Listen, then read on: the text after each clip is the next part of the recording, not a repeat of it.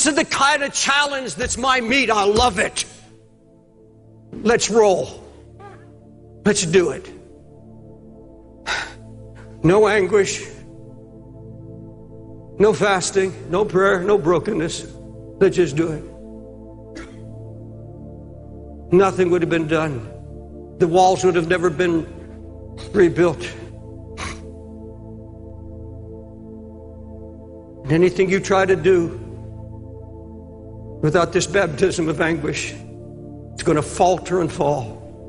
It's not going to work. Here's what a sister wrote to me this past week. She said, Brother Dave, I'm so hungry for the Lord. I'm so tired of how-to meetings. It's all spiritual fluff. I was told of a woman's conference that was going to be a great spiritual experience, so I went with a group of sisters. There were 15,000 women. I was horrified the first night when they opened the conference with a comedy sketch. It went from bad to worse. We were hoodwinked by the leaders. There was not a single prayer, not one mention of prayer. It was a farce. And I'm as empty as I've ever been.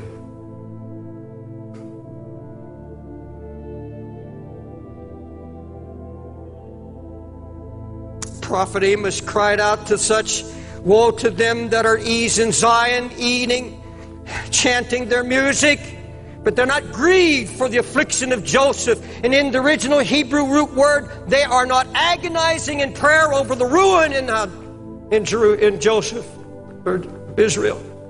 They're not agonizing. They're not in anguish about the conditions. Comedy, yes. Happy singing, yes. Eating, fellowship, good time, yes. Weeping, anguish, praying, fasting, no, no, no. Will not have it. Folks, let me tell you something. Out of this baptism of anguish comes a marvelous thing that happens to those willing to submit to it. A marvelous thing. It's the instant, prompt knowing of God's voice. Instant. Now see, if you don't have a history of prayer, if you don't have this willingness to share God's heart, you get it by asking Him for it. He said, I'll give. I'm more willing to give you are to receive. This is something you ask. Oh God, I want to step out now and I want to know your heart. And when you begin to seek His face, you allow Him to melt and break you. You come into this communion with the Lord.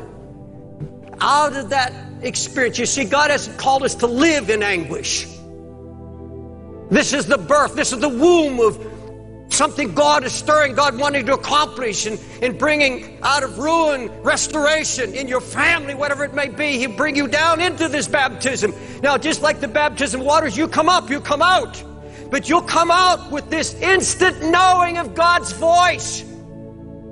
Because you see, Nehemiah, he'd been fasting, he'd been praying, he'd been mourning and left a mark on his countenance. And the king noticed that he was a cupbearer. And one day he brings the wine to the king, and the king says, why are you so down? Why your countenance?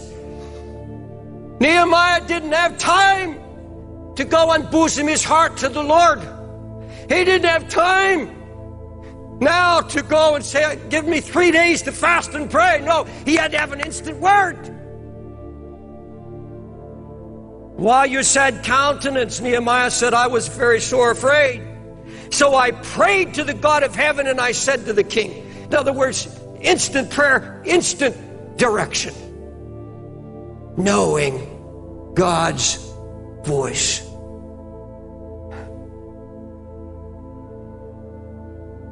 There are times you're not going to know what to do. You have no time to run to the closet. You have to hear His voice. This is the way, walk in it. Instant. That is a glorious result of the baptism of anguish.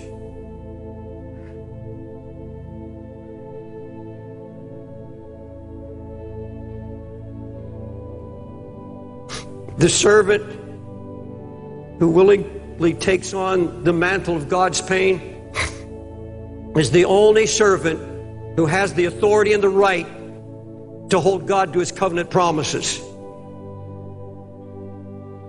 We've preached covenant here, but only those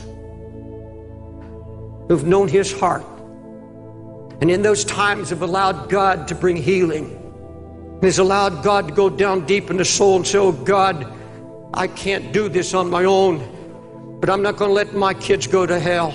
I'm not going to let my husband, my wife. Oh God, I'm not going to live in this death. I'm not going to live in this lukewarmness and this coldness anymore. God, change me.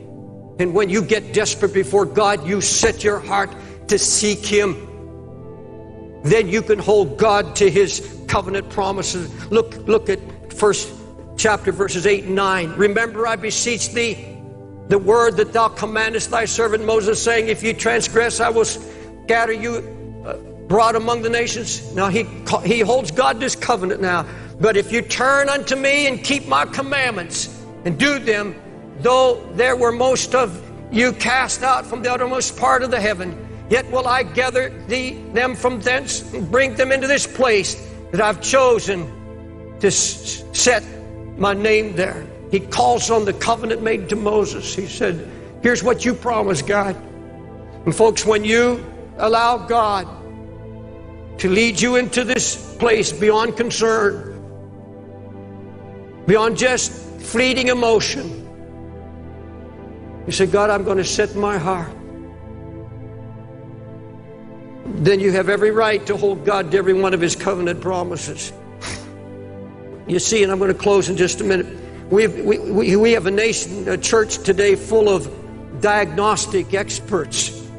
Boy, just about anybody can tell you what's wrong with the church now. And now they're coming out with statistics and polls. They can tell you how many heathen there are in China. They give you polls and charts, but not the slightest idea. They have all these how-to books now, and you won't hear one word about anguish, tears, and brokenness. You won't hear that. In my closing thoughts, I want to ask you, why did Nehemiah, of all God-fearing men that were left in Israel, why did God share his anguished heart with Nehemiah? Because he was a man of prayer. He was already in prayer. Now I want to tell you something. I believe in destiny. I believe that God chooses men. But God can choose a man and he can abort it just like that. Nehemiah could have said, look, I have more influence right here. I have the ear of the king. I need to stay right here.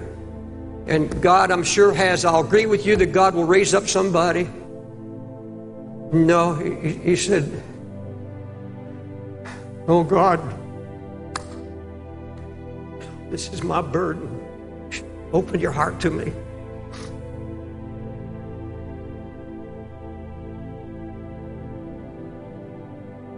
I know now it's going to take more than preaching, more than a new revelation.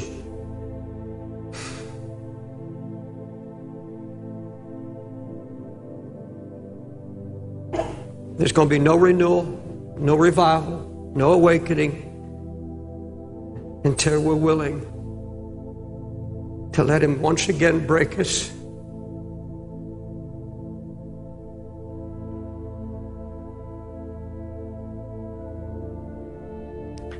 I don't know why.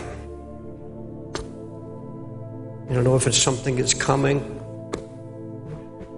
The other pastors have shared with you what they feel about some very, very troubling, difficult times just ahead, and comes not only from the pulpit, it comes from politicians coming from all over the world.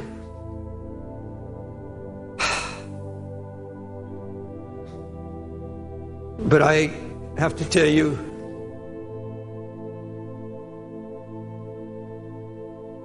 that God's calling me personally to a baptism of anguish. I don't know what it's all about right now.